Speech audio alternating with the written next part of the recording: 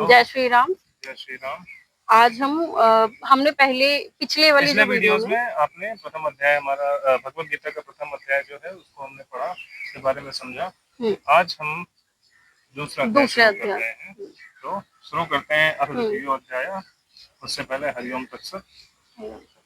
पहला श्लोक जो दूसरे अध्याय का है वो ऐसे है कि संजय उवाच तम तथा कृपया विष्टमश्रुपूर्णाकुलेक्षणं विषेदन्तमिदं वाक्यमुवाच मधुसूदन।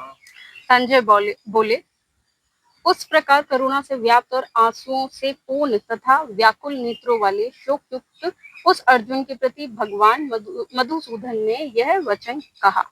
एक्चुअली पिछले वाला जो हमने अध्याय पढ़ा था उस अध्याय में लास्ट में जो हमने समाप्त किया था वहां पर ये था कि जैसे ही अर्जुन ने को शौक अपने हो रहा था कि अपने परिवार के जनों से मैं युद्ध नहीं करूंगा और वो दुखी हो रहे थे, उनका गांडीव गिरा, ये सब चीजें हो रही थी, मतलब वो नहीं युद्ध करना चाह रहे थे। तो अब बस वही चीज है। अब यहाँ पर संजय बता रहे हैं कि ये सारी चीजें अर्जुन के साथ बता रहे हैं कि ये सब तो बता चुके, अब वो बता रहे हैं कि क्योंकि अब श्री कृष्ण बोलने वाले हैं, अर्जुन को समझाने वाले हैं, ज्ञान देने वाले हैं, तो वो कह रहे हैं कि जो शोक में थे, शोकाकुल थे अर्जुन, उनसे कृष्ण ने इस प्रकार से कहा। क्या कहा वो अभी आएगा। तो अगला श्लोक है श्लोक नंबर 2। श्री भगवान उवाच कुतस्त्वाकशमलमिदं विषमे समुपस्थितम् अनार्यजुष्टम स्वर्ग कीर्ति मकरम अर्जुन। श्री भगवान बोले, हे अर्जुन, तुझे इस असमय में यह मोह किस हेतु से प्राप्त हुआ, क्योंकि ना तो यह श्रेष्ठ पुरुषों द्वारा आचरित है, ना स्वर्ग को देने वाला है और ना कीर्ति को ही करने वाला है। तो यहाँ पे भगवान कृष्ण ने सबसे पहले उनको ये समझाया कि ये सही समय नहीं है कि अब युद्ध भूमि में खड़े हो और दोनों सेनाएं युद्ध के लिए तैयार है और अपन पीछे हटने की बात कर रहे हो। समझने और समझाने की जो बातें होती है वो युद्ध से पहले की बातें होती है। तो अब वो समय नहीं है कि अब यहाँ पर से पीछे हटा जाए।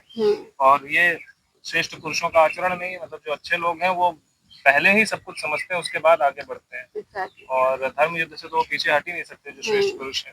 दूसरी चीज है कि ये कीर्ति करने वाला भी नहीं, आप श्रेष्ठ हो या अश्रेष्ठ हो, कोई भी होता है, लोग नहीं यहाँ पर। लेकिन अर्जुन क्षत्रिय हैं और क्षत्रिय युद्ध में, क्योंकि क्षत्रियों को युद्ध का मौका हर टाइम नहीं मिलता है, यहाँ पर उनको युद्ध मतलब धर्म के लिए युद्ध का मौका नहीं मिलता है हमेशा। होता है धर्म युद्ध। हाँ, और यहाँ पर उनको एक बहुत बड़ा मौका मिल रहा है। अगर वहां पर वो पीछे हट जाएंगे तो लोग वही बोलेंगे ना कि देखो पीछे हट गए, धर्म के लिए युद्ध हो रहा था फिर भी तुम पीछे हट गए।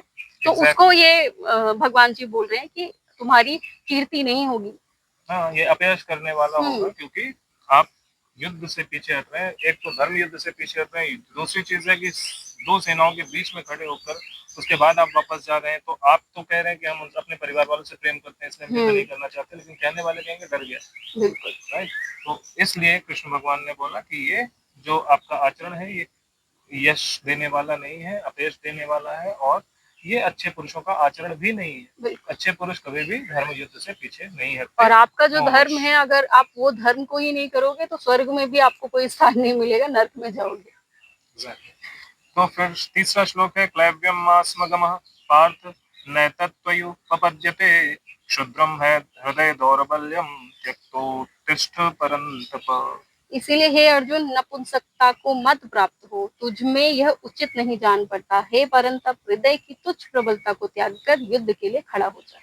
तो भगवान कृष्ण उनसे कहते हैं कि ये जो मन में आपको फीलिंग्स आ रही हैं इनके चक्कर में मत पड़ो, ये माया है, ये मोह है, इनको छोड़ो और धर्म युद्ध के लिए आगे बढ़ो।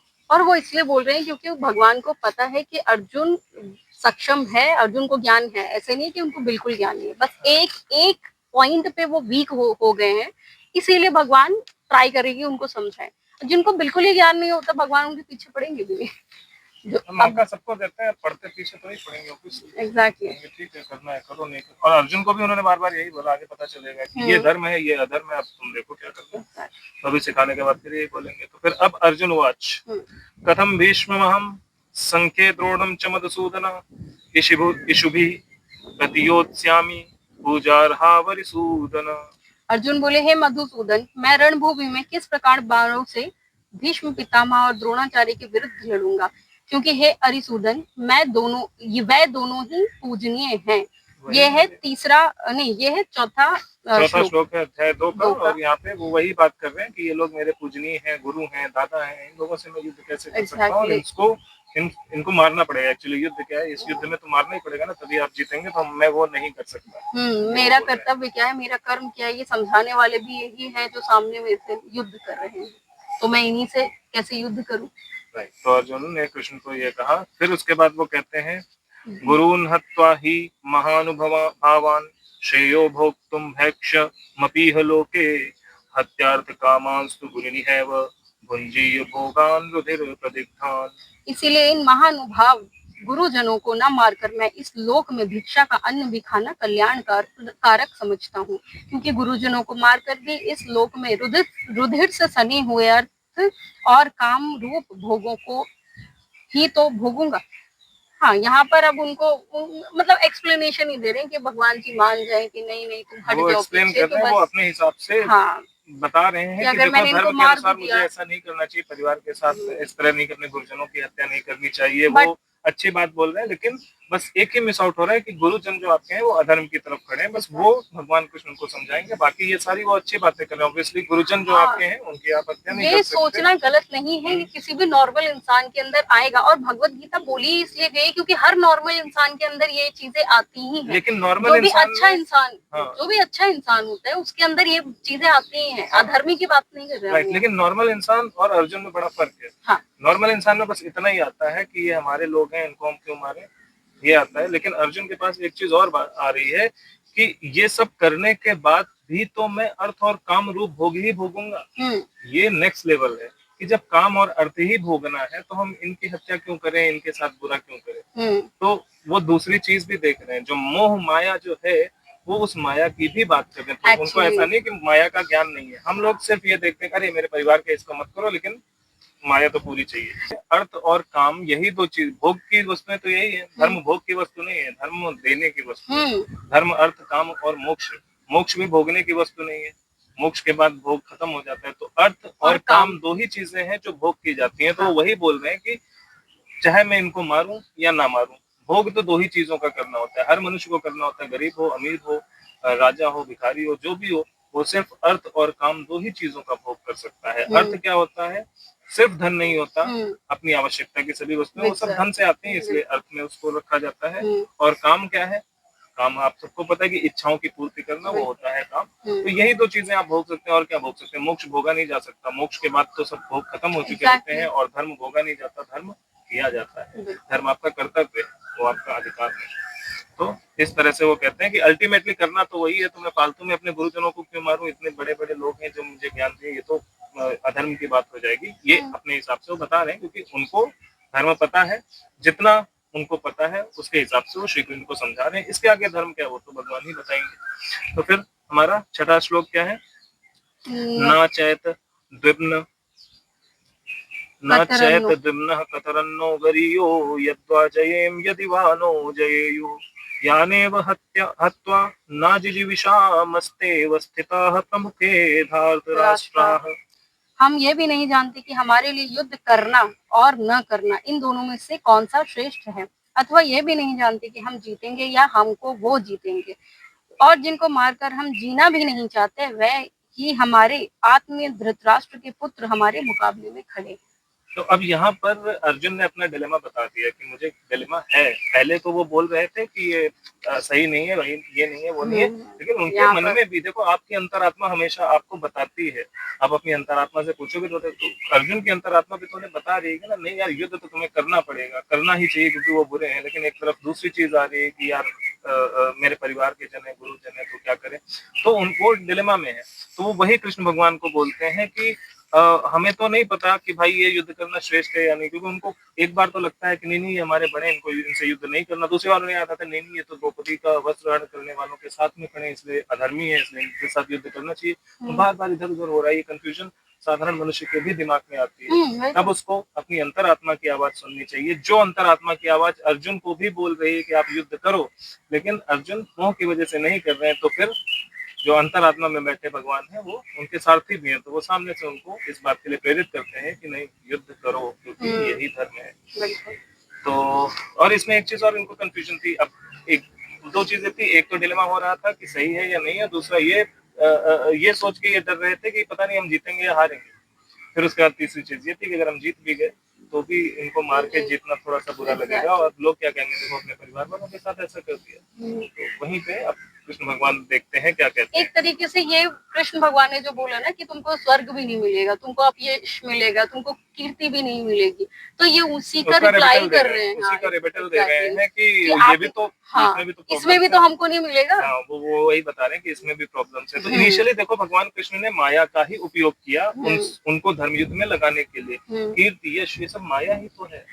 तो पहले सबसे पहले तो उन्होंने माया का यूज किया कि देखो तेरे को लोग ऐसा ऐसा बोलेंगे कि तू कितना बुरा आदमी है और तेरा नाम खराब हो जाएगा, एक क्षत्रिय होकर तेरा नाम खराब हो जाएगा, ऐसे ऐसे बोल के, ये सब माया है। जिसके पहले श्री कृष्ण ने माया के थ्रू उनको धर्म युद्ध के लिए प्रेरित किया। अब जब आगे देखते हैं आगे क्या बताते हैं, बाद में सत्य की तरफ जाएंगे। तो हम 7वें श्लोक पे हैं जिसमें अर्जुन ही बोल रहे हैं अभी, है ना। तो वो कहते हैं कार्पण्य दोषो पहत स्वभावा पृच्छामि त्वां धर्म सम्मूढ़ चेता यत् श्रेयः स्यान्निश्चितं ब्रूहि तन्मे शिष्यस्ते अहं शाधि मां त्वां प्रपन्नम्। इसीलिए कायरता रूप दोष से उपहत हुआ स्वभाव वाला और धर्म के विषय में मोह चित्त हुआ मैं आपसे पूछता हूँ कि जो साधन निश्चित कल्याणकारक हो वह मेरे लिए कहिए, क्योंकि मैं आपका शिष्य हूँ, इसीलिए आपके शरण हुए मुझको शिक्षा दीजिए। अब इस श्लोक में ना बहुत सारी अच्छी बातें कही गई हैं कि एक अर्जुन को भी ये पता है कि मैं कंफ्यूजन में हूँ, मैं कुछ दोष में हूँ, या लेकिन वो डिसीजन मेकिंग नहीं हो रही, लेकिन उनको भी पता है क्या सही है क्या गलत है, बट वो डिसीजन मेकिंग नहीं कर पा रहे। इसलिए श्री कृष्ण से बोलते हैं कि आप मेरा मार्गदर्शन कीजिए, आप बताइए कि मुझे क्या करना चाहिए। और दूसरी चीज, श्री कृष्ण अर्जुन के सखा कहा जाता है ना, उनके परिवार के सदस्य थे, लेकिन अर्जुन को जैसे ही एहसास हुआ कि ये जो व्यक्ति है, क्योंकि तब तक तो उन्हें नहीं पता था ना श्री कृष्ण भगवान है, जब उनको एहसास हुआ कि ये व्यक्ति जो है ये बुद्धिमान है, क्योंकि इनके सारे परिवार के लोग, इवन भीष्म भी कई बार पूछते थे श्री कृष्ण का तुम बताओ धर्म क्या है, तो उन्हें पता था। तो देखो उन्होंने तुरंत बोला कि मैं आपका शिष्य हूँ।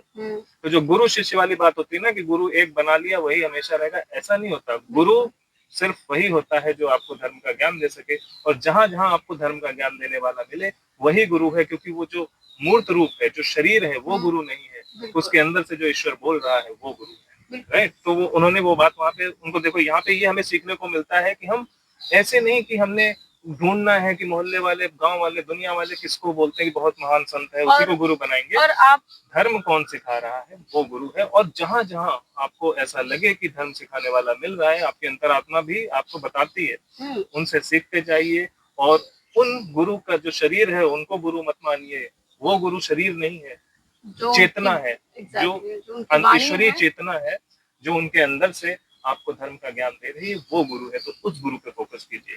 और हमारे ऊपर परिस्थितियां आती ही इसीलिए हैं ताकि हर परिस्थिति में आपको सामने से कुछ ना कुछ सीखने को मिले।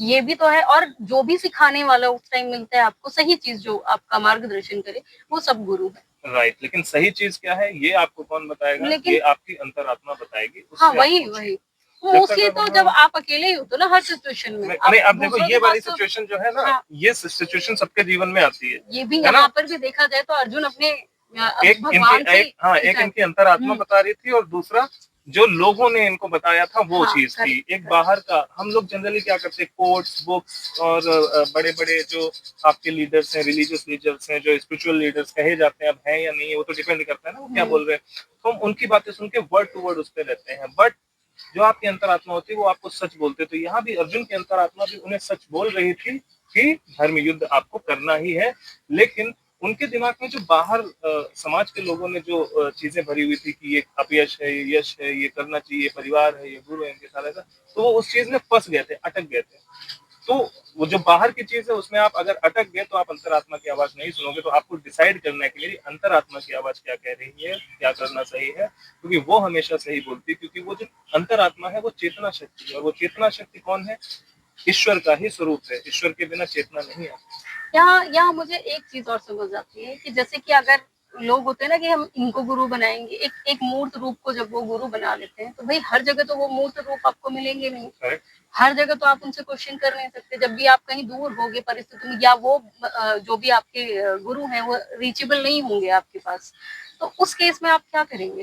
तब सबसे बेस्ट यही है कि आप अपनी अंतरात्मा से आत्मचिंतन करें। और वही बेस्ट, वही गुरु है। और दूसरी चीज एक ये भी तो है कि सपोज आपने किसी को गुरु बना लिया, अब आप तो नए नए गुरु बनाए हो, आप तो ज्ञानी नहीं हो इसीलिए आपने गुरु बनाया, अब वो गुरु ही अज्ञानी हो तो क्या होगा। तो इसलिए आपको अपनी अंतरात्मा की आवाज सुननी है, वो आपको बताएगी कि ये सच में गुरु है या नहीं है, क्योंकि गुरु वही जो धर्म का ज्ञान थे, जो ईश्वर तक आपको। हाँ, गुरु वो नहीं है जिससे आप प्रभावित हो जाओ। हाँ, सबसे बड़ी बात तो आप किसी से भी हो सकते हो, कोई अच्छी अच्छी बातें करे, मोह माया आपको प्रदान करने के बाद फिर आप प्रभावित हो जाओगे, बस वैसा नहीं है। तो कोई भी हो, अगर हमारा वीडियो आप सुन रहे हैं तो भी आप अपनी अंतरात्मा से जरूर पूछिए बंदा जो बोल रहा है वो सही बोल रहा है नहीं।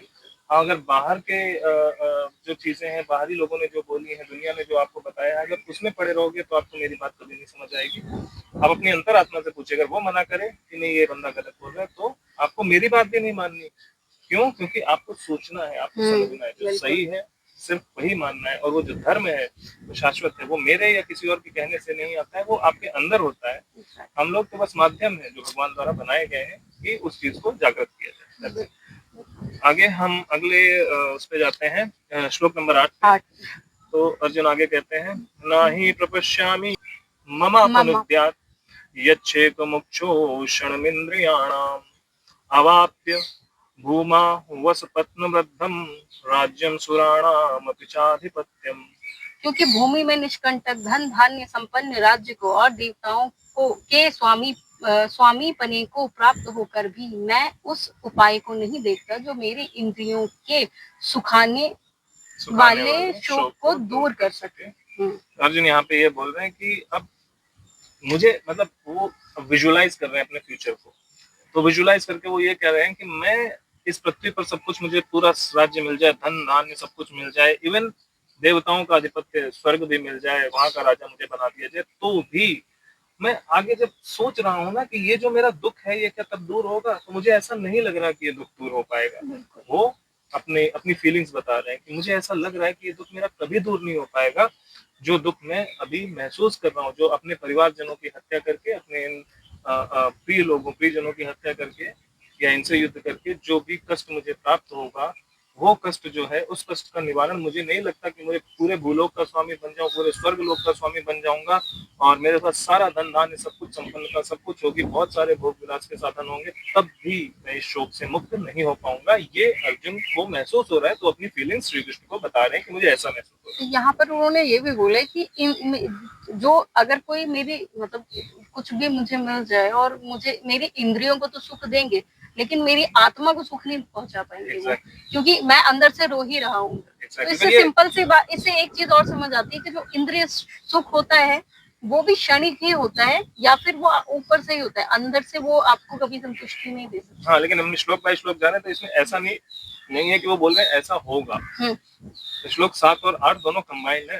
तो श्लोक 7 में बोल रहे हैं कि मुझे ये जो महसूस हो रहा है इससे बाहर निकालिए, फिर भी बता रहे हैं मुझे क्या महसूस हो रहा है, मुझे ऐसा महसूस हो रहा है। ये सत्य नहीं है, वो ये बता रहे हैं कि मैं ऐसा ऐसा ऐसा ऐसा फील कर रहा हूँ और इससे आप मुझे बाहर, इन सब के साथ ये सब मैं फील कर रहा हूँ, अब आप बताइए मुझे क्या करना चाहिए, और अगर ये मैं कायरतापूर्ण हरकतें कर रहा हूँ तो आप मुझे मार्गदर्शन दीजिए। तो वो यहाँ पे ये नहीं बता रहे कि ये परम सत्य है कि मैं कभी नहीं जी पाऊंगा, वो ये बता रहे हैं कि मैं ऐसा महसूस कर रहा हूँ, अब आप बताइए कि क्या सही है क्या नहीं। तो फिर उसके बाद आता है संजय हुआ। संजय बोलते हैं धृतराष्ट्र से, एवं मुक्त्वा ऋषिकेशम गुडाकेशः परन्तप नायोत्स्य इति गोविंद मुक्त्वा तूष्णीम बभूव। संजय बोले, हे राजन, निद्रा को जीतने वाले अर्जुन अंतर्यामी श्री कृष्ण महाराज के प्रति इस प्रकार कहकर फिर श्री गोविंद भगवान से युद्ध नहीं करूंगा यह स्पष्ट कहकर चुप हो गए। आप बताओ। के बाद सीधे सीधे बोलते हैं मैं नहीं कर रहा युद्ध, बात खत्म। तो अब उसके बाद फिर आगे बोलते हैं, तमुवाच ऋषिकेशः प्रहसन्निव भारत सेनयोरुभयोर्मध्ये विषीदन्तमिदं वचः। हे भरतवंशी धृतराष्ट्र, अंतर्यामी श्री कृष्ण महाराज दोनों सेनाओं के बीच में शोक करते हुए उस अर्जुन को हंसते हुए से यह वचन बोले। भगवान जी बोलते हैं, भगवान बोलने वाले हैं। श्री भगवान वाच अशोच्यानन वशोचस्त्वं प्रज्ञावादांश्च भाषसे गतासूंश्च नानुशोचन्ति पंडिताः। श्री भगवान बोले, हे अर्जुन, तू ना शोक करने योग्य मनुष्य के लिए शोक करता है और पंडितों के से वचन को कहता है। परंतु जिनके प्राण चले गए हैं और उनके लिए और जिनके प्राण नहीं गए हैं उनके लिए भी पंडित जन शोक नहीं करते। जैसे हमने अपने पहले भी वीडियोस में बताया है कि पंडित कौन होता है, तो आप पंडित का मतलब होता है विद्वान। पंडित का मतलब कोई सरनेम या कोई जाति या ऐसा कुछ नहीं होता। ये तो सब मतलब ये भ्रम है लोगों का, लोगों को बताया गया, लोग उसी में फंस गए। जो माया से दूर है, जिसको पता है कि सत्य क्या है असत्य क्या है, वही पंडित तो, मतलब विद्वान। लेकिन यहाँ पे भगवान बोल रहे हैं कि तो वचन बात जो कर रहा है वो तो पंडित वाले विद्वानों जैसे कर रहा है, लेकिन तो बीच बीच में भटक भी रहा है, ऐसा कुछ कर रहा है ना। तो शोक करने, हाँ वो कह रहे हैं कि जिन लोगों को शोक नहीं करना चाहिए उनके लिए तो शोक कर रहा है। और तुझे पता होना चाहिए कि जिनके प्राण चले गए हैं और जिनके प्राण नहीं गए हैं उनके लिए भी विद्वान लोग शोक नहीं करते, क्योंकि विद्वान को पता है विद्वान का अर्थ क्या होता है। विद्वान ये जानता है कि मृत्यु शाश्वत सत्य है, उसके लिए नहीं रोता। वो कहता है कि हाँ मृत्यु होनी है तो होनी है, अगर किसी की मृत्यु हुई तो बैठ के रोएगा नहीं। वो ये कहेगा कि शायद इनकी जो मृत्यु हुई है आगे इस तरह से दूसरों की मृत्यु ना हो, लेकिन वो ये बैठेगा नहीं कि इनको मरना ही नहीं चाहिए, मृत्यु सबकी शाश्वत है, सब मरते हैं। तो वही चीज वो समझा रहे हैं कि आप पंडित जनों जैसी बात तो कर रहे हो। पंडित जनों जैसी बात क्या है कि देखो परिवार, गुरुजन, इन सब के बारे में जो बोल रहे हैं वो विद्वान, ये बात विद्वान भी करते हैं, और लेकिन थोड़ा सा उससे वो डेविएट हो रहे हैं कि वो कह रहे हैं मैं युद्ध नहीं करूंगा। क्यों? क्योंकि उनको कौरवों की मृत्यु से और उन लोगों की मृत्यु से कष्ट सा महसूस हो रहा है। तो वो कह रहे हैं कि तुम विद्वानों जैसी बात कर रहे हो, लेकिन ये जो बात है ये तुमको नहीं पता कि मृत्यु जो जिंदा है या जो मर गए हैं या जो मरने वाले हैं या जो नहीं मरे हैं, किसी के लिए भी विद्वान लोगों को शोक नहीं करना चाहिए, दुख नहीं करना चाहिए, क्योंकि वो तो होना ही है, नहीं रोक सकते। ठीक है, तो ये जो लाइनें हैं ये 4-5 लाइनों के पीछे अरे पंडित ये पंडित नहीं है ना, पंडित होता तो इस यूनि में होते। तो सोचो यहाँ पर एक्चुअली जो बात की गई है ये स्टार्टिंग से इतनी सारी जो उन्होंने कॉन्वर्सेशन की है उसके बारे में भी है ना। हाँ, क्योंकि उससे पहले भी उन्होंने बोला कि वर्ड शंकर पैदा हो सकता है। अर्जुन ने जितनी सारी बातें करी उन सबके बारे में बता रहे हैं कि देखो अर्जुन बातें ठीक ठीक बोल रहे हैं, लेकिन बस वो एक चीज में फंस रहे हैं, मोह। वो मोह से जैसे ही बाहर निकल जाए तो सारा काम हो जाएगा। और उनके क्वेश्चन कहीं भी गलत नहीं है, क्वेश्चन पूछने ही चाहिए। और हमारे और आपके लिए क्या है, कृष्ण अंतरात्मा है अपनी, उससे सवाल पूछिए। बाहर के जो लोग हैं जो आपको बता रहे हैं उनसे सीखना जरूर है, लेकिन अपनी अंतरात्मा से पूछिए, सही जवाब वही देगी क्योंकि कृष्ण वही है और बाकी तो भगवत गीता ही है। तो हम अगला श्लोक है जो श्री कृष्ण भगवान बोलते हैं, ना त्वेवाहं जातु नासम ना त्वं नेमे जनाधिपाः ना चैव न भविष्यामः सर्वे वयमतः परम्। ना तो ऐसा ही है कि मैं किसी काल में नहीं था, तू नहीं था, अथवा ये राजा लोग नहीं थे, और ना ऐसा ही है कि इससे आगे हम सब नहीं रहेंगे। ये जो है बहुत बड़ी बात कृष्ण भगवान ने अर्जुन को भी बताई और हमें भी बताई कि ऐसा कोई काल नहीं। हम लोग डरते हैं ना कि हम मर जाएंगे, खत्म हो जाएंगे, ओ मरने का डर है। क्या मरने का डर है? मैं तो हमेशा जीवित रहूंगा। खत्म क्या होगा? सिर्फ ये शरीर। मुझे कोई नहीं मार सकता, ना आपको कोई मार सकता, सिर्फ शरीर का अंत होता है। आप हमेशा रहेंगे क्योंकि आप सिर्फ शरीर नहीं है, ना ही मैं सिर्फ शरीर। हम उस परमपिता परमेश्वर की क्या है, अंश है, उसका अंश है, हम उसका ही अंश है। तो हम खत्म नहीं हो सकते क्योंकि वो खत्म नहीं हो सकते। बिल्कुल, वो नहीं खत्म हो सकता तो हम कैसे खत्म हो सकते? लेकिन सिर्फ ये शरीर खत्म होता है, शरीर खत्म भी नहीं होता। शरीर में वो कंजर्वेशन ऑफ एनर्जी का रूल लॉ लगता है। ये शरीर जो है इस मिट्टी से, ये जो हमारी नेचर है, इससे मिलकर बना है और अंत में वापस इसी में चला जाता है, फिर इसी से बनता है, फिर इसी में चला जाता है। E = mc², जिसने पढ़ा होगा उसको पता होगा कि कंजर्वेशन ऑफ एनर्जी का ही है ना ये। तो उसमें यही होता है कि एनर्जी बस अपने फॉर्म्स चेंज करते हैं। तो हम भी एनर्जी हैं, हम अपनी सिर्फ फॉर्म्स चेंज कर रहे हैं। और ये जो शरीर है ये भौतिक रूप की एनर्जी है जो मिट्टी में मिलता है, फिर बन जाता है, फिर मिट्टी में मिलता है, फिर बन जाता है, अलग अलग तरीके से वो बढ़ा जाता है। आपने छोटे में कभी वो देखा होगा शक्तिमान, उसका वो जब पैदा हो रहा होता है ना तो 5 चीजें उसमें आती है और उसमें मिक्स होती है और एक शरीर का रूप दे देती है उसको। तो ये एक्चुअली बस वैसे ही है कि एक रूप आया और उसके बाद अपना काम करके चला गया। तो क्या है, शरीर जो है वो भौतिक तत्वों से मिलकर बना है जो इन्हीं में मिल जाता है। हम जो है आत्मा, हम जो है सत्य, जो चेतना शक्ति है हमारी, जो बोल रही है। शरीर नहीं बोलता, शरीर तो माध्यम है बोलने का। जो चेतना शक्ति है जो अंदर से आवाज दे रही है वो कहाँ से आती है? वो ईश्वर से आती है, ईश्वर से आती है, ईश्वर का एक अंश है जो आती है और वो इस शरीर को चलायमान बनाती है, उसकी वजह से शरीर चलता है और सारी शक्ति, और क्योंकि वो ईश्वर का अंश है तो जब आप उससे बात करते हैं तब वो आपको सही जवाब देती है। जब आप इस शरीर की इंद्रियों से, इस शरीर के जो पार्ट्स हैं ना, उनकी अगर बात सुनने लग जाते हैं तो आप ईश्वर से दूर चले जाते हैं और आप अधर्म की तरफ जाने लग जाते हैं, क्योंकि ये आपको ये बताता है कि सब कुछ मेरा है, मेरे लिए, मेरे इसके भोग के लिए सब कुछ, लेकिन जो आत्मा है वो आपको सत्य बताती है। इसमें एक चीज और है कि भगवान जी ने इंद्रियां इसलिए नहीं बनाई है कि आप भोग विलास में पड़ जाओ, इसलिए बनाई है कि आप दूसरों से अपने आप को कैसे बचाना है ये भी, क्योंकि आप कैसे यूज कर रहे हो तो इस पर डिपेंड कर रहे हैं ना इंद्रियों का। अगर यहाँ हाँ वही मैं बोल रही हूँ, ठीक है आगे बताएंगे। नहीं मैं तो ये बोली जैसे कि अगर हमारी आंखें हैं और हमको पता है हमें अपने आप को ठीक से बचा के रखना है, तो हमको ये पता होना चाहिए कि अच्छा ये गड्ढा है, हमको इसको लांग के जाना है, हम इसके अंदर नहीं गिरने। तो आंखों का यूज, इंद्रियों का यूज ये भी है, लेकिन अब नहीं, मुझे तो कुछ और ही देखना है, वहीं पर आप इंद्रियों को लगा दो तो फिर वहां से तो आप बिल्कुल डिटैच हो ही जाओगे भगवान से। करेक्ट। और मैं जो अभी बोल रहा हूँ, मैंने क्या बोला था बीच में कि आगे बताएंगे, तो हाँ, इंद्रियों का जो है, इंद्रियां जो है हमको से कुछ कार्य करवाने के लिए, जैसे अभी श्री कृष्ण भगवान ने उनको बोला ना कीर्ति, कीर्ति तो माया है, लेकिन वो उसका यूज कर रहे हैं। तो इंद्रियां जो है हमसे, कभी भगवान ने इसलिए बनाया कि हम धर्म के कार्य कर सकें, इसलिए वो इंद्रियां बनाई गई हैं। लेकिन आगे जब हम पढ़ेंगे अभी तो आपको मिलेगा, वहां पे श्री कृष्ण बोलते हैं इन चीजों में लिप्त नहीं होना है। ये मेन बात ये है ना कि अगर आप यहाँ पर आए हैं, अगर आप धरती पर आए हैं, अगर आप धरती पर आए हैं और आपको कोई टारगेट ही नहीं है, मतलब आप जब आंखों से देखोगे तभी तो टारगेट दिखाई देगा आपको। तो जब आपके पास कोई टारगेट ही नहीं होगा तो आप करोगे क्या? तो ये बुद्धि, ये आंख, ये जो हमारी इंद्रियां हैं, ये सब आपको टारगेट की तरफ लेके जाती है। अब बस प्रॉब्लम ये है कि हम भौतिक टारगेट पे, ये सब चीजें आपको टारगेट की तरफ लेके जाती हैं, बट कौन आपको टारगेट एक्चुअली हमारा है क्या ये नहीं बताओ। हाँ, ये कौन बताएगा? ये चेतना शक्ति अंदर की बताएगी, जो स्वयं ईश्वर का अंश है। हम बाहर की चीजें देख रहे हैं कि वो ये कर रहा है इसलिए मैं भी ये करूंगा, वो इतना कमा रहा है इसलिए मैं भी इतना कमाऊंगा, वो ये खा रहा है इसलिए मैं भी ये खाऊंगा, उसकी पत्नी इतनी सुंदर इसलिए मेरी भी होनी चाहिए, उसकी 4 गर्लफ्रेंड है इसलिए मेरी भी होनी चाहिए। हम बाहर देख रहे हैं, बट अगर हम अपनी चेतना शक्ति की सुने तो वो हमेशा सच बोलेगी, और वो अगर हम उसके थ्रू, इस शरीर की जो इंद्रियां हैं, इन सब इंद्रियों को अगर हमारी चेतना शक्ति, हमारी आत्मा, अंतरात्मा जो है वो कंट्रोल करेगी तो ठीक रहेगा। लेकिन अगर हमें इस बाहरी चीजें जब कंट्रोल करती हैं तब हम अधर्म की तरफ जाने लग जाते हैं या गुलामी की तरफ जाने लग जाते हैं। कई बार आप अधर्म नहीं भी करते तब भी आप किसी लायक नहीं होते, किसी काम के नहीं होते।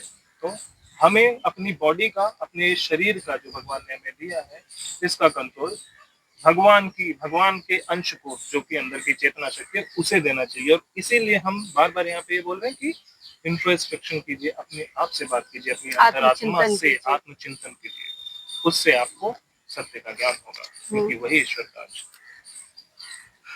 13 नंबर श्लोक क्या है? देहिनोऽस्मिन्यथा देहे कौमारम यौवनम जरा तथा देहांतर प्राप्तिर्धीरस्तत्र न मुह्यति। जैसे जीवात्मा की इस देह में बालकपन, जवानी और वृद्ध अवस्था होती है, वैसे ही अन्य शरीर की प्राप्ति होती है, उस विषय में धीर पुरुष मोहित नहीं होते हैं। सिंपल सी बात है, ये वही बता रहे हैं कि तुम इनके मरने के लिए क्यों दुख कर रहे हो, क्योंकि ये तो जैसे हमारी आत्मा सेम रहती है जब वो बुढ़ापे में होती है, चाहे जवानी होती है, चाहे बच्चा होता है, वैसे ये आत्मा क्या है ना, ये कभी चेंज नहीं होती, कभी मर भी नहीं सकती। जो पंडित लोग हैं उनको पता है, क्योंकि ऑब्वियसली अर्जुन भी पढ़े लिखे तो है, समझदार तो है, तो उनको अभी ये ऊपर ऊपर से समझा रहे हैं। राइट, लेकिन ये इसमें बहुत गहरी बात कही गई है। श्री कृष्ण भगवान ने कहा, जैसे जीवात्मा की इस देह में बालकपन, ये शरीर जो है कभी बच्चा होता है, फिर बड़ा होता है, फिर बुढ़ा होता है, ऐसे करके अलग अलग अवस्थाएं होती हैं। तो वो कह रहे हैं कि जो आपके अंदर, आपको जो आत्मा है, जो जीवांश है, जो ईश्वर का अंश है, वो क्या करता है, वो भी इसी तरह से अलग अलग अवस्थाओं से गुजरता है। आपका शरीर किन अवस्थाओं से गुजरता है? बालकपन, बुढ़ापा, जवानी और टीनेज और जितने भी बहुत सारे हैं, उनसे होकर गुजरता है। उसी तरह ये जो आत्मा है वो भी अलग अलग माध्यमों से होकर गुजरती है, कभी पुरुष, कभी स्त्री, कभी डॉग, और कभी अलग अलग ये जो पक्षियां, जो पक्षी लोग बोल रहे हैं, गिलहरी बोल रही, अलग अलग उसमें से पास होकर जाती है और अलग अलग तरीके से वो दिखती है। लेकिन ऐसा नहीं है कि वो खत्म हो जाती है, वो नहीं मरती, क्योंकि वो तो ईश्वर की शक्ति है, वो नहीं मरती। सिर्फ शरीर बदलते रहते हैं। इसके बारे में वो बात करते हैं आगे। श्लोक नंबर 14 में क्या कहते हैं? मात्रा स्पर्शास्तु कौन्तेय शीतोष्ण सुख दुःखदाः आगमा पायिनो अनित्यास्तांस्ति तिष्ठस्व भारत। हे कुंती पुत्र, सर्दी गर्मी और सुख दुख को देने वाले इंद्रिय और विषयों के संयोग तो उत्पत्ति विनाशशील और अनित्य है, इसीलिए हे भारत उनको तो सहन कर। तो इसमें वो कह रहे हैं कि जो इंद्रिय विषयों से जो होते हैं, जैसे सुख और दुख हमें क्यों महसूस होता है? शरीर की वजह से। आत्मा, लोग बोलते हैं कि आत्मा मेरी बहुत दुखी है, आत्मा को कुछ नहीं होता। वो अपना जब बहुत ज्यादा परेशान होता है तब इंसान बोलता है आत्मा दुखी है, बट आत्मा को कोई दुख नहीं होता, शरीर को होता है। आपका दिमाग खराब होता है। इसके बारे में क्या उसमें शिव महापुराण में पढ़ा था ना, ये मानसिक जो कष्ट होते हैं उसको आदि बोलते हैं, शायद आदि बोलते हैं, राइट? और शारीरिक कष्टों को व्याधि बोलते हैं। तो ये आदि जो है ये कैसी मानसिक है ना, तो मानस आपका दिमाग जो है वो क्या है? भौतिक है, वो शरीर है, राइट? तो एक शरीर की एक इंद्रिय है जो आपको ये महसूस कराती है अच्छा बुरा, या सुख और दुख, सॉरी अच्छा बुरा नहीं, सुख और दुख। अच्छा बुरा तो आपकी आत्मा आपको बताती है, राइट? तो वो वही बता रहे हैं कि ये जो चीजें हैं सुख और दुख, सर्दी गर्मी कौन बताता है? आपका शरीर बताता है। ये त्वचा, स्किन, यही तो, ये भी इंद्रिय है ना, तो ये आपको बताती है। तो इससे जो हमें महसूस हो रहा है, आज आप दुखी हैं किसी भी चीज से, लेकिन धीरे धीरे धीरे कुछ नई चीज आती है, आप खुश हो जाते हैं। क्यों? वही चीज वो बोल रहे हैं कि इनकी उत्पत्ति, ये जो इंद्रियों से हमें इंद्रियों से हमें जो सुख दुख सर्दी गर्मी का एहसास होता है, ये परमानेंट नहीं है। ये होते हैं फिर खत्म हो जाते हैं, होते हैं खत्म हो जाते हैं। तो इनके चक्कर में इनकी वजह से शोक क्यों कर रहे हैं? शरीर को गर्मी लग रही, कल बहुत गर्मी हो रही थी, आज सुबह से बारिश हो रही, मौसम मस्त हो गया, मजा आ रहा है। तो ये उत्पत्ति, ये क्या है? ये होगा खत्म हो जाएगा, होगा खत्म हो जाएगा। ये जो फीलिंग थी, जो शरीर से मुझे गर्मी महसूस हो रही थी कल तक, वो आज सुबह खत्म हो गई। माहौल चेंज होता है, चीजें बदल जाती है। तो वही चीज उनको बता रहे हैं, इनके चक्कर में पड़ के क्यों परेशान होता है। एग्जैक्टली। और वैसे भी अगर आपकी लाइफ में कोई आता है तो और वो कभी चला जाता है तो कुछ दिन आपको कष्ट रहता है, दुख रहता है उस चीज का, उसके बाद फिर आप नॉर्मल हो जाते हो। एग्जैक्टली। तो ये सब चीजें तो लगी रहती हैं इस चीज की। और ये क्योंकि आप ये शाश्वत है ही नहीं ना, ना ही दुख शाश्वत है, ना ही सुख शाश्वत है। तो वही यहाँ पर भी वही बात है, जो चीज शाश्वत नहीं है उसके लिए तो परेशान हो क्यों रहे? एग्जैक्टली। पैदा हुए तो मरेगा कभी ना कभी। तो ये सब इंद्रिय विषय, इंद्रियों के विषय एक्चुअली, और जितनी भी चीजें हैं ये सब इंद्रियों के विषय हैं। तो वो कह रहे हैं कि ये तो आते जाते रहेंगे, इनके चक्कर में। जैसे हम अभी आए, इंद्रियों का एक विषय और मैं आपको बताता हूँ। हम भी आए, यहाँ पे कुत्ते थे, भौंकने लग गए, हमें डर लगा, राइट? डर लगा कि कहीं ये काट वाट ना ले, क्योंकि पब्लिक नहीं है, बारिश की वजह से कोई काट में थोड़ी आता, कोई यहाँ पे था नहीं, तो उन्हें जो कहीं काट ना ले। थोड़ी देर हम यहाँ बैठ गए, अब हमें लग रहा है ये अपने परिवार का हिस्सा है, ये कहीं ना जाए, क्योंकि ये अब इनके साथ सेफ महसूस हो रहा है, क्योंकि ये अपने से लग रहे हैं। तो थोड़ी देर आप रह जाते हो, आपका माइंडसेट बदल जाता है। तो यही है। अब अगर ये किसी पे भौंकते भी है तो हमको डर नहीं लगता, हमको डर नहीं लगता, क्योंकि हमें पता है कि इन्हें भी पता है कि हम दोनों एक हैं। तो उनको भी पता है कि ये और मैं, हम दोनों के अंदर जो जीवांश है वो तो सेम ही है। बिल्कुल। तो फिर अगला श्लोक हमारा है श्लोक नंबर 15। इसमें कहते हैं यम हिन व्यथ यन्तेते पुरुषम पुरुषर्षभ सम दुख सुखम धीरम सोऽमृतत्वाय कल्पते। क्योंकि हे पुरुष श्रेष्ठ, दुख सुख को समान समझने वाले जिस धीर पुरुष को ये इंद्रिय और विषयों के संयोग व्याकुल नहीं करते, वह मोक्ष के योग्य होता है। तो ये अब यहाँ पे उन्होंने बता दिया ना कि कितना मुश्किल है, वो मनुष्य मोक्ष के योग्य होता है। तो इतना आसान नहीं है इसको हैंडल कर पाना, लेकिन आपको अगर पता होगा तो हर समय आपके अंदर ये बात रहेगी कि इनके चक्कर में फंसना नहीं है। दुख हुआ ठीक है, हुआ, लेकिन इससे हमें बाहर निकल जाना है। इसके चक्कर में बैठ के रोने नहीं लग जाना है हमेशा के लिए कि अरे मेरे को इतना दुख हुआ, मेरे साथ भगवान ने ऐसा क्यों किया, क्योंकि ये जो है इंद्रिय विषय। तो वो वही बता रहे हैं उनको कि इनमें फंसना नहीं है आपको। क्या लिखा है क्या कहा था वो, ये हाँ। तो ये जो विषयों के संयोग हैं ये आपको व्याकुल नहीं करते। तो इनमें आपको व्याकुल नहीं होना है। व्याकुल होने का मतलब क्या है कि क्या होता है, जैसे किसी को दुख आता है तो बहुत सारे गलत काम, बहुत सारे गलत डिसीजन ले लेता है। कभी तो वो रोता ही रहता है, भगवान ने मेरे साथ ऐसा कर दिया, आज से मैं भगवान की पूजा नहीं करूंगा, या भगवत गीता से कुछ नहीं होता, इससे कुछ नहीं मिलता। उन लोगों को क्यों ऐसा होता है? क्योंकि वो इंद्रिय विषयों में ज्यादा ही संलिप्त हो चुके हैं, राइट? तो उनको ऐसा लगता है कि ये बुक रखेंगे और रखते ना एकदम से चमत्कार हो। लेकिन ये भगवत गीता है, ये वो जादू की छड़ी नहीं है ना कि चमत्कार करेगी, ये चमत्कार आपके दिमाग में करेगी। वही श्री कृष्ण भगवान यहाँ पे बार बार बता रहे हैं कि इंद्रिय विषय है जो, इनमें फंसो मत, दिस इज नॉट परमानेंट, ये शाश्वत नहीं है, ये आएगा जाएगा आएगा जाएगा। शाश्वत जो है उस पर फोकस करो। जो इसका एक छोटा सा उदाहरण ये है कि आप अगर कोई जादू से अगर आपको इच्छा है कि कुछ ये मिल जाए और वो चीज आपको मिल गई तो उस टाइम के लिए तो आप खुश हो जाओगे, लेकिन उसके बाद जब आपको वो चीज नहीं मिलेगी तो तब आपको दुख होगा। जब आपको सिर्फ दिखेगा हाँ। कि ये है लेकिन वो होगा नहीं, तो आपको कैसे, मतलब इसका मतलब ये एक तरीके से मैं ये बोलना चाह रही थी कि ये तो आपको क्षणिक सुख देगा कि ये मिल गया, अब लगातार वही मिलता जाए आपको, आप खुश रहोगे। एक टाइम के बाद तो आप बोर हो जाओगे। लेकिन जब यहाँ चमत्कार होता है ना, तो आप हर सेकंड खुश रहते हो, चाहे चीजें मिले चाहे ना मिले। किसी के आने से दुख नहीं, सुख नहीं है, तो किसी के जाने से दुखी भी नहीं हुआ। और ये ज्यादा इम्पोर्टेंट और ये शाश्वत है। ये वाले जो हमारे दिमाग में जो भी चीजें भगवत गीता जो हमें बताएगी, ये क्यों है शाश्वत, मैं बताती हूँ। क्योंकि जिस भी स्टेट ऑफ माइंड में आप मरते हैं, अभी मेरे दिमाग में ये चीज आ गई कि शाश्वत तो है ही नहीं है, सुख है दुख है नॉर्मल है, आते जाते रहेंगे। लेकिन अगर मैं इसी माइंड सेट के साथ उस टाइम प्राण त्याग देती हूँ, तो ऊपर जाने के बाद, मतलब इस देह के बाद भी जो भी मुझे मिलेगा वो उसी थॉट ऑफ जो माइंड है, मेरा माइंड स्टेट ऑफ माइंड है, उसके हिसाब से मिलेगा। तो उसके बाद मुझे कष्ट नहीं होगा। ये जो जितनी योनियां जो नीचे की और ऊपर की योनियां होती है, ये कर्मों के हिसाब से तो होती है, लेकिन जो लास्ट में जो आपका स्टेट ऑफ माइंड है ना, जिस स्टेट ऑफ माइंड में आप मरते हो, उसके हिसाब से भी आपको मिलती है। ये आगे भगवत गीता में भी लिखा हुआ है, और ये जो मैंने कौन सा गरुड़ पुराण पढ़ी हुई है, उसमें भी ये चीज लिखा हुआ है कि आप जो सोच सोच के मरते हो। आप कभी जड़ भरत जी की कथा सुनना, उसमें उसमें ये बताया गया है कि वो एक हिरनी के बच्चे से, शायद बहुत हिरनी नहीं, हाँ हिरनी के बच्चे से बहुत प्यार करने लगे, जबकि वो बहुत समझदार थे, बहुत बुद्धिमान थे, वैराग्य को प्राप्त हो गए थे। फिर उससे एकदम से मोह हो गया उनका, और नेक्स्ट जन्म में फिर उनको हिरनी का बच्चा ही, क्योंकि उन्होंने चाहा कि मैं, इतना अटैचमेंट हो गई कि नहीं मुझे यही बनना है, मेरे को इसको ढूंढना है। क्योंकि एक दिन उनका हिरनी का बच्चा चला जाता है उनको छोड़ के, तो वो उनके विरह में मर जाते हैं।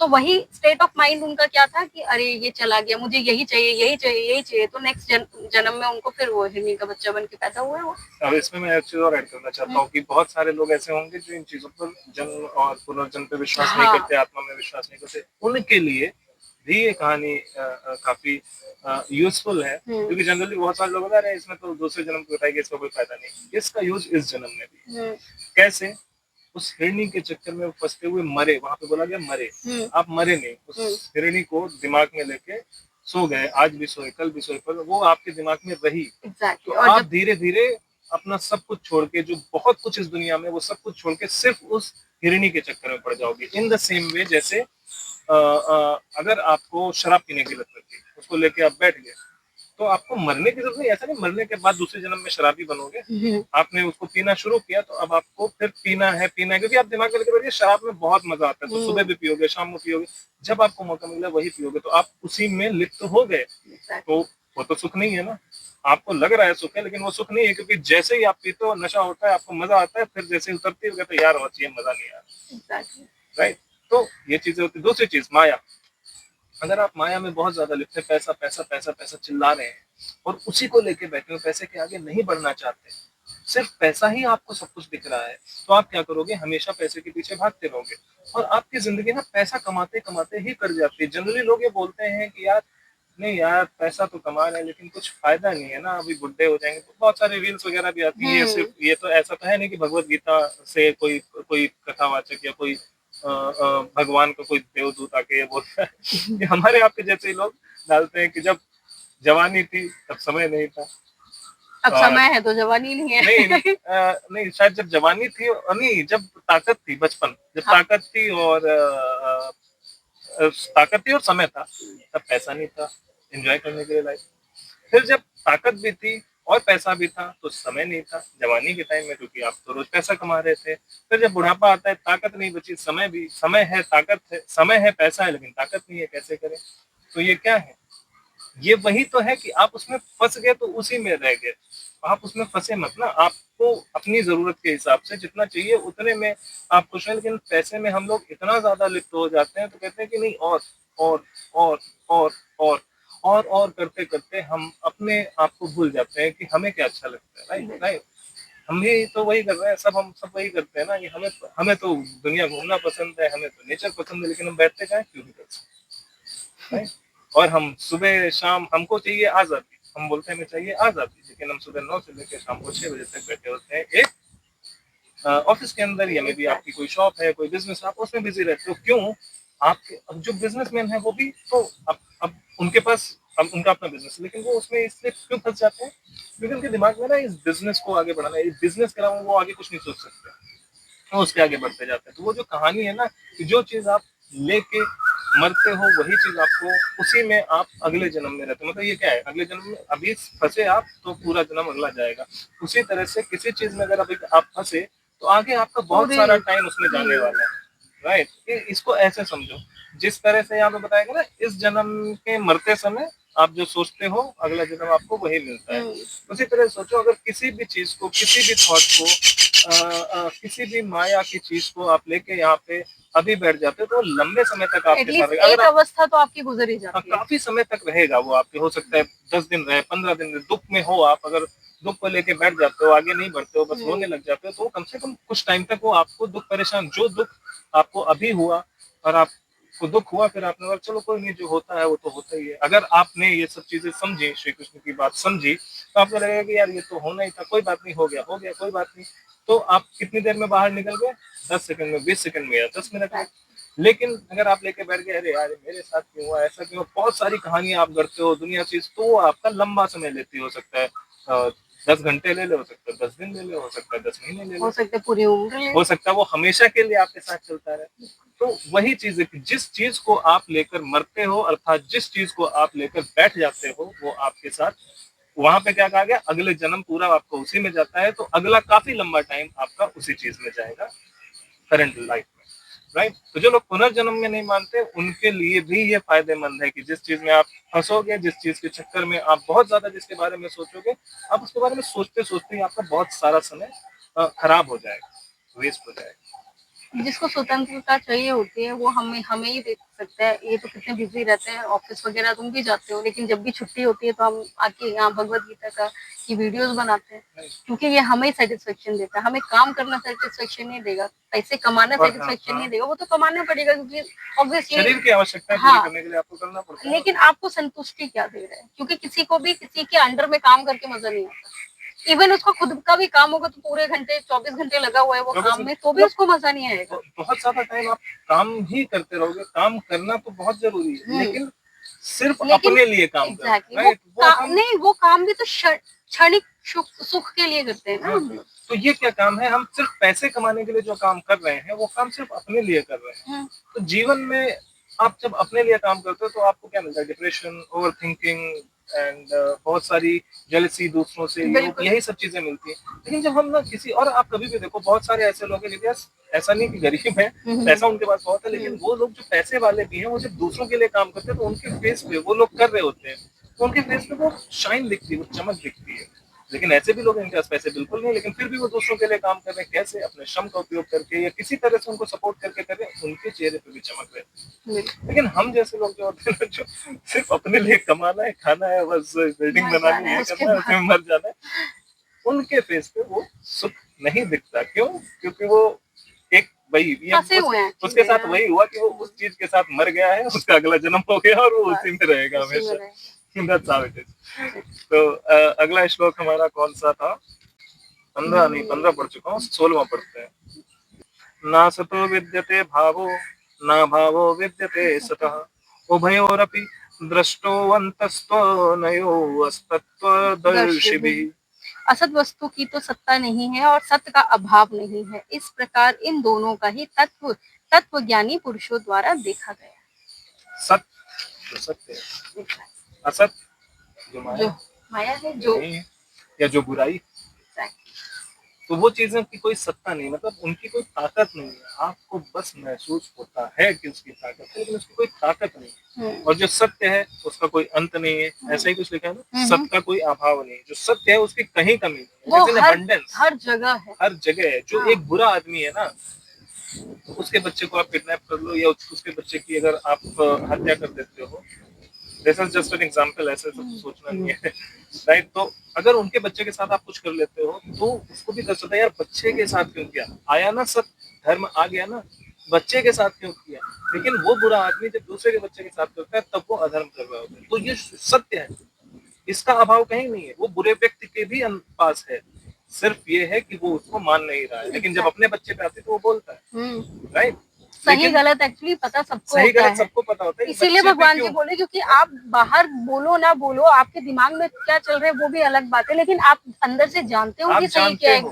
अगर आपको नहीं पता होगा तो जब आपके बच्चे के साथ होगा कोई बात नहीं, तब उस टाइम आपको ये सब फालतू की चीज है, वो अलग चीज होगी। लेकिन उसको महसूस होता है तो ज्यादातर वो तो बहुत ही ज्यादा मतलब बुरे लेवल का कोई मनुष्य, लिटरली राक्षस हो, उसको अपने बच्चे पे दुख नहीं हो रहा, जनरली सबको होता है। तो इसका मतलब क्या है, उसको भी ये पता है कि सत्य क्या है। तो सत्य का अभाव उस बुराई के अंदर भी, बुराई के पास भी सत्य छुपा हुआ है, राइट, उसके अंदर भी। लेकिन उसकी सत्ता कुछ भी नहीं है। क्यों सत्ता नहीं? क्योंकि वो अपनी बुराई जो है, वो बुरा इंसान भी जब उसके अंदर भी सत्य घुस गया, अच्छाई घुस रही है, उसकी लाइफ में भी इंटरफेयर अच्छाई कर रही है, तो फिर बुराई की कैसे सत्ता होगी। लेकिन सत्य क्या कर, कहीं अभाव नहीं है, क्योंकि सत्य जो है, जो सत्य है, जो धर्म है, वो हर जगह घुसा हुआ है। आपके परिवार के सदस्य के साथ कुछ बुरा होगा तो आप बोलोगे यार मैंने गलत किया था ना, मेरे परिवार को क्यों मारा। लेकिन जब आप करने जाओगे तो आप इनके पूरे परिवार को खत्म कर देंगे। तो इस तरह की थॉट प्रोसेस कब होती है? दूसरों के लिए। लेकिन जब अपने ऊपर आता है तो वो सत्य वहां पे हावी हो जाता है यार, तब आपको पता चल जाता है कि गलत तो मैंने किया था, मेरे परिवार के साथ ऐसा क्यों किया। तो यही चीजें हैं कि जो सत्य है उसका कहीं अभाव नहीं होता, और जो असत्य है उसकी कहीं सत्ता नहीं होती, क्योंकि सत्ता तो उसकी है ही नहीं। जो बुराई थी, जो सबके साथ वही कर रहा था, जब उसके साथ वो तो नहीं यार, ये तो गलत बात है ना, उसने बोला ना। मतलब सत्य जो है वो अपनी जगह बना के रहेगा, क्योंकि वो उसके बिना चल ही नहीं सकती दुनिया, वो रहेगा। फिर हम अगला मतलब जो सत्य है वो एक जैसा ही रहेगा सबके लिए, लेकिन असत्य जो है वो चेंज हो सकता है दूसरे। हाँ, असत का कोई, असत इज माया, उसमें आपको लगता है, होता नहीं, वो आपको फील होता है, होता नहीं। असत जो बुरे आदमी होते हैं वो हा हा हा करके हंसते हैं, एक्चुअल में वो अंदर से दुखी होते हैं। हंस के वही दिखा रहा है जो दुखी है। जो सुखी है उसको दिखाने की जरूरत है, उसको जब हंसी आएगी तो हंसे नहीं आएगी, नहीं हंसेगा। लेकिन हंस के जब दिखा रहा है तो मतलब वो दुखी है। और वो दुखी क्यों है? क्योंकि उसके अंदर असत्य है, बुराई है। सिर्फ बुराई ही दुखी होती है, सत्य कभी दुखी नहीं है। हाँ, अगला श्लोक है श्लोक नंबर 17, जिसमें भगवान कृष्ण ही बोल रहे हैं ना। भगवान कृष्ण कहते हैं अविनाशी तु तद्विद्धि येन सर्वमिदं ततम् विनाशमव्ययस्यास्य न कश्चित् कर्तुमर्हति। नाश रहित तो तू उसको जान जिससे ये संपूर्ण जगत दृश्य वर्ग व्याप्त है। इस अविनाशी का विनाश करने में कोई भी समर्थ नहीं है। बताओ, एक्सप्लेन करो इसको। नाश रहित तो उसको जान दो। बोले कि मरे हुए तो, जो तुम बोल रहे हो कि मर जाएंगे मर जाएंगे मर जाएंगे, किनको बोल रहे हो तुम मर जाएंगे? ये तो मर ही नहीं सकते कभी भी। ये ऊपर का शरीर चला भी जाएगा तो भी अंतरात्मा तो जिंदा रहेगी उनकी। तो तुम उनके लिए शोक कर रहे हो, उनके लिए रो रहे हो, और उनको उनको बोल रहे हो कि मर जाएंगे, जो कभी मर ही नहीं सकते। क्योंकि भगवान ने पहले एक्सप्लेन कर दिया, ये ऐसा नहीं है कि इस काल में है नहीं होंगे, या अगले काल में नहीं होंगे, या पीछे थे नहीं, ये आज भी हैं, कल भी थे, और आगे भी रहेंगे। तो ये तो सत्य है। हाँ, तो वही कह रहे हैं कि नाश रहित जानो इनको, इनका नाश हो नहीं सकता, न तेरा हो सकता न मेरा हो सकता, किसी का नाश नहीं हो सकता, क्योंकि तो भी मेरा ही अंश है। मुझे तो कोई खत्म ही नहीं कर सकता, जब मैं खुद ही भगवान हूँ, सर्वशक्तिमान हूँ, सर्वव्यापी हूँ, मैं ही सब कुछ हूँ। तो मुझे तो कोई वैसे भी खत्म नहीं कर सकता, क्योंकि वो सारा काम मेरा ही है। और तू जो है तू मेरा अंश है, तुझे कैसे कोई खत्म कर सकता है। तो इसलिए तू इन सब चीजों को नाश रहित जान, जिनका नाश नहीं हो ही नहीं सकता। तो फिर नेक्स्ट है 18, अंतवंत इमे देहा नित्यस्योक्ताः शरीरिणः अनाशिनो अप्रमेयस्य तस्माद्युद्धस्व भारत। इस नाश रहित अप्रमेय नित्य स्वरूप जीवात्मा के ये सब शरीर नाशवान कहे गए हैं। इसीलिए हे भरतवंशी अर्जुन तू युद्ध कर। देखो यहाँ पे क्लैरिफाई कर दिया ना कि इस नाश रहित अप्रमेय नित्य स्वरूप जीवात्मा जिसके बारे में हमने भी बोला था ना, जो बताने, क्योंकि हम पहले इसे बोल रहे क्योंकि हमने पढ़ ली है तो हमें थोड़ा याद है, पता है हमें, राइट। तो उन्होंने वही चीज बोली ना कि ये जो नाश रहित क्या है, जो मेरा अंश है, अर्थात जो तेरे अंदर जीवात्मा है वो नाश रहित है, तो उसके बारे में डोंट। और ये हर काल में रहेगी, इसीलिए इसके लिए तू शोक मत कर। करिए। दोबारा ये सारी चीजें रिपीट होती रहेंगी, पहले भी रिपीट हुई है, अभी भी हो रही है और आगे भी रिपीट होती रहेंगी। राइट, शरीर अलग अलग होंगे, दिखने में अलग अलग होगा, लेकिन प्रॉब्लम वही रहेगी। हमारे हाथ में जन्म लेना या मरना नहीं है, लेकिन हमारे हाथ में धर्म करना है। और हम भेजे ही इसलिए गए, Exactly. हमारा काम ही धर्म करना है। बिल्कुल, तो जिसपे हमारा कंट्रोल है अधर्म को रोकना और धर्म को करना, तो हम उसके पीछे भागे ना कि उस चीज के पीछे जो चीज हमारे हाथ में है ही नहीं। और सही बात है। और दूसरी चीज, अब देखो हमको धर्म करने के लिए भेजा गया है, हमको ये नहीं पता धर्म क्या होता है। हमें लगता है धर्म रिलीजन होता है, मजहब होता है। धर्म होता है सत्कर्म, सद्विचार, और बहुत कुछ है, पूरी पढ़ डालो पता चल जाएगा। ठीक है, तो श्लोक नंबर 18 आज हो गया है अध्याय 2 का, इसके बारे में डिस्कस कर चुके हैं। नेक्स्ट वीडियो में हम श्लोक नंबर 19 अध्याय 2 का शुरू करेंगे। तब तक के लिए जय श्री कृष्ण, हरिओम तत्सत, ओम नमः शिवाय, हर हर महादेव, जय श्री राम। जय श्री राम।